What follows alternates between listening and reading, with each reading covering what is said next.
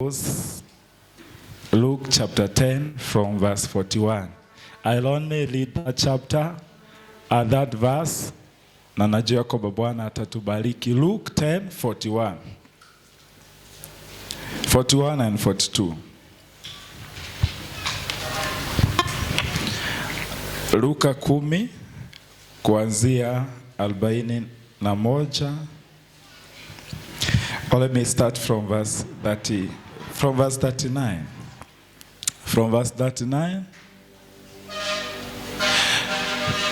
She had a sister, this is mother, called Mary, who sat at the Lord's feet, listening to what he said. Next verse.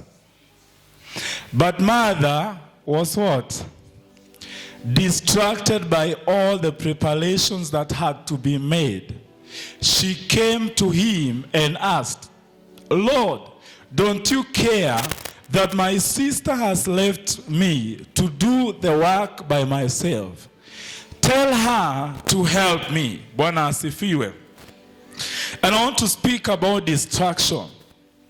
Siku ya leo, as we dedicated this altar to the Lord, I feel the Lord inside me akinihimiza ya kwamba beware of distractions. Bwana asifiwe. Every man and every woman, we have got a major call and a major destiny in our lives. But again, there are small goals and dreams that we have in this life that we also must accomplish.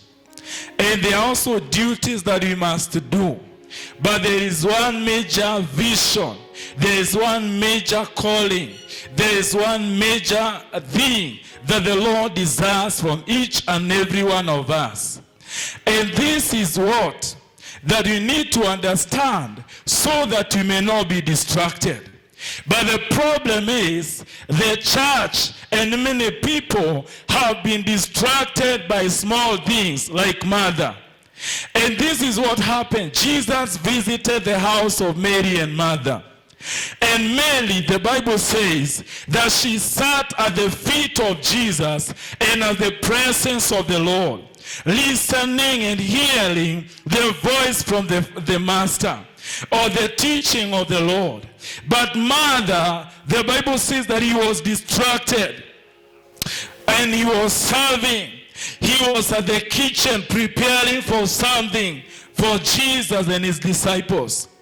But then, when she was doing that, she suffered. She was lonely. She felt that this ministry is not moving on. She felt as if this serving is not fruitful. She felt as if this serving is not attracting the heart of Jesus. But Jesus said, Mother, Mother, you are distracted by some things. You are distracted by the service table. Bwana asifiwe.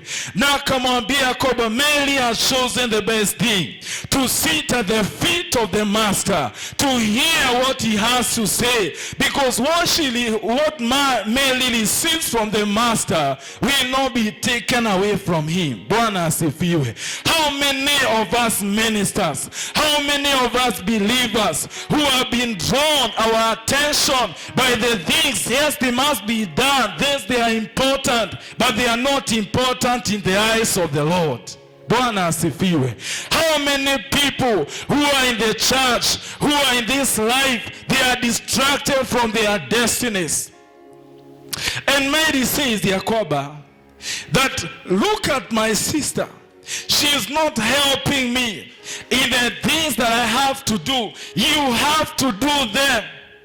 Yesu akija kwako ni lazima umpikie chai, ni lazima ufanye. Bwana asifiwe. Lakini anasema your mind, kama I think Pastor Justice alikuwa anatuambia, setting your mind on Christ. Bwana Yesu asifiwe. Your mind is on service, but it is not on Christ. Your mind is on the things of this world, but it's not on God. Bwana asifiwe. Wapendwa, hatujaitwa hapa.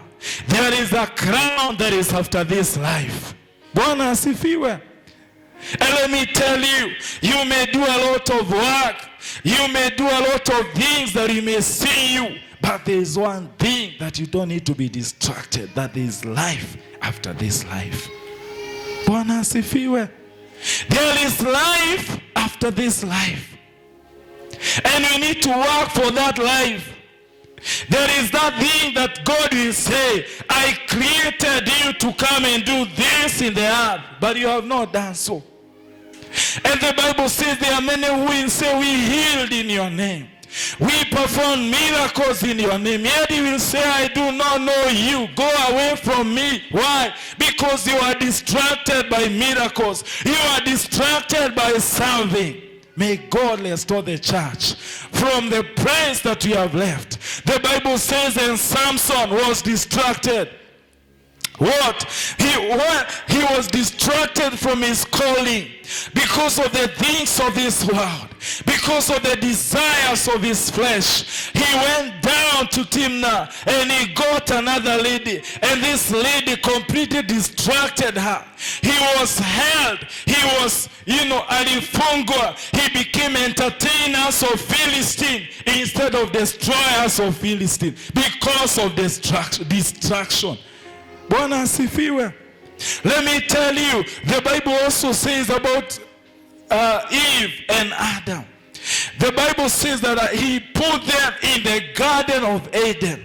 And after he did that, he says, the work I'm giving you is to have dominion and to multiply and to fill the earth. But then they were distracted by the enemy from having dominion.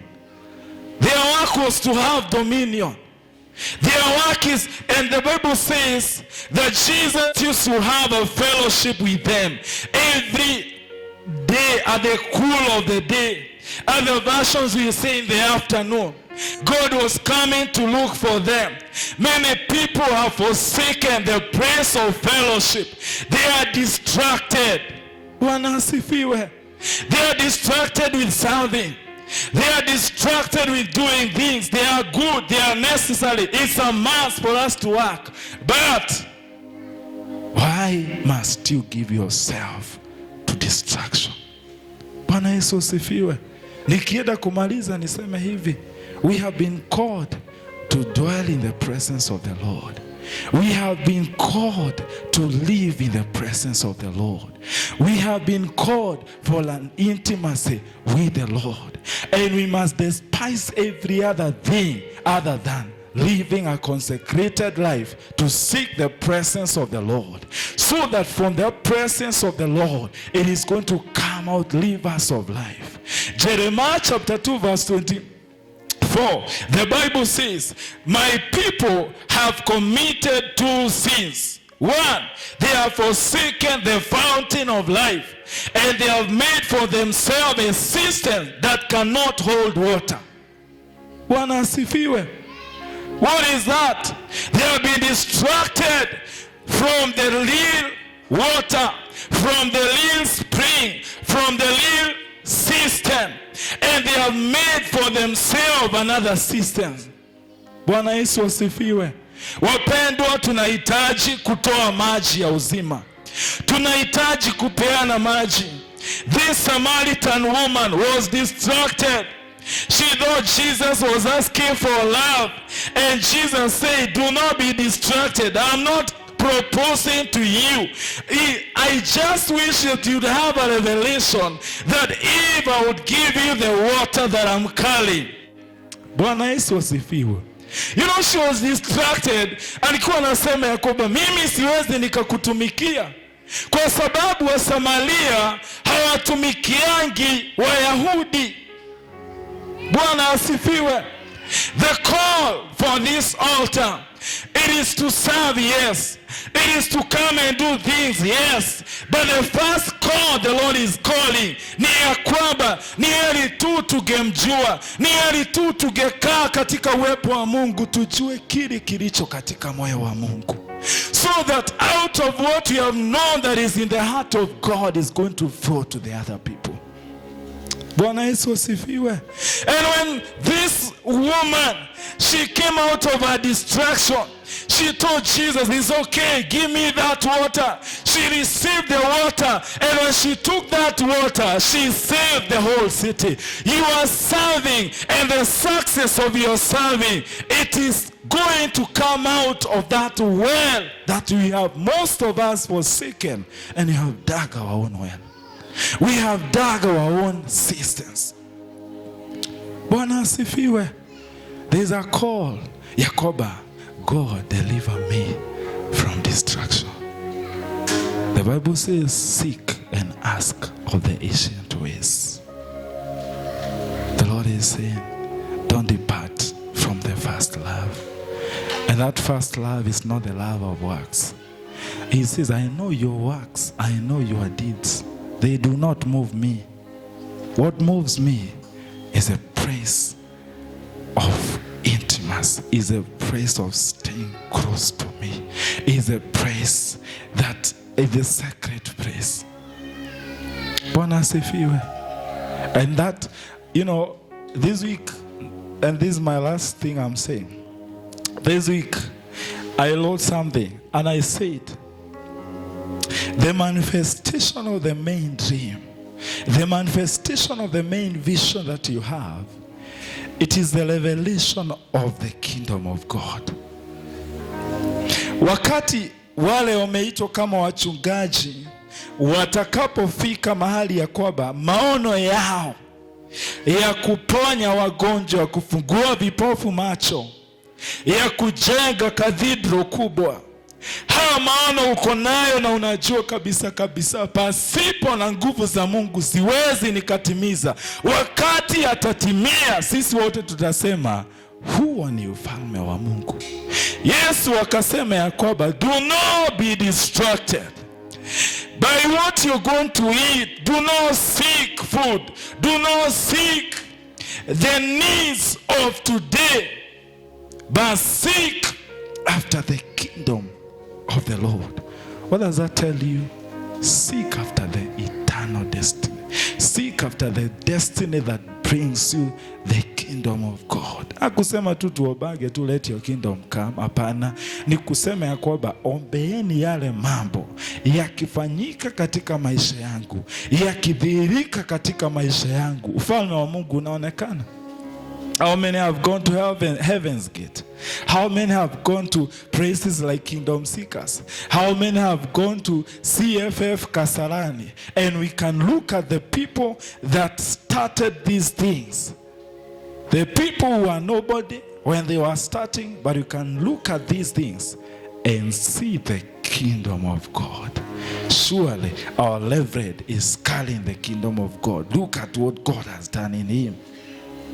Ukienda heaven's gate uone watu mahali pa maombi unasema this man has got the kingdom of God. Bwana Yesu asifiwe. And God desires that you not be distracted kupigania anything. Bwana asifiwe. But God is asking us to return to the praise of the knee. Return to the sacred praise. Let people not know so much of your things that you're doing in the secret. Go back to that praise. And then when manifestation comes, we will see the kingdom of God. Have you been instructed? Are you walking by your own path? Have you dug your own cisterns? The Lord is calling the church, return. Return to my cisterns. Return to the place of fellowship. Return to my place of intimacy. Return to the place of prayer in the sacred place. And when you return, there are things that are going to come out that will be unhindered and undeniable. Let us stand in the presence of the Lord to complete the service.